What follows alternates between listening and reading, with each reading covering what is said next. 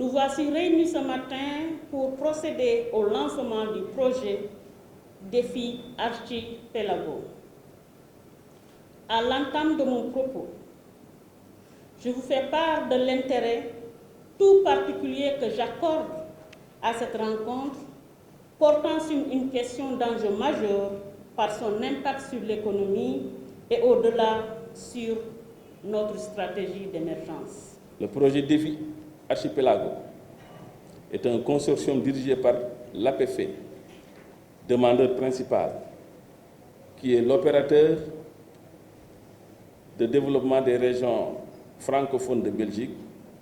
Il est accompagné de la Chambre de commerce et d'industrie de Wallonie, le Centre de formation et de recherche en aquaculture de l'Université de Liège et au niveau du Sénégal, la Chambre de commerce de Dakar est le co-demandeur principal et l'Office national de la formation professionnelle, opérateur public autonome de formation retenu comme co-demandeur.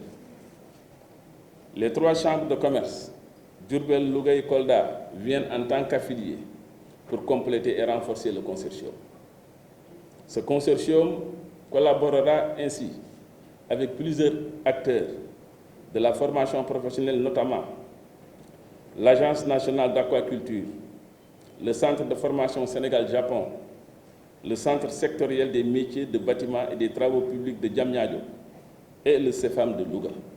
Ce que l'Union européenne souhaite au travers d'un projet comme celui-ci, c'est développer et mettre en avant les opportunités économiques et de formation professionnelle dans les régions du Sénégal, en particulier pour les jeunes, et proposer des alternatives crédibles pour ne pas céder à la tentation dangereuse de la migration irrégulière, mais apprendre un métier, créer son activité.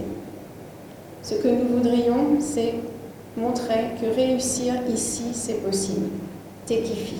Au montant de 600 000 €, ce projet vise à augmenter les opportunités d'emploi pour les jeunes chômeurs et migrants des régions du Sénégal.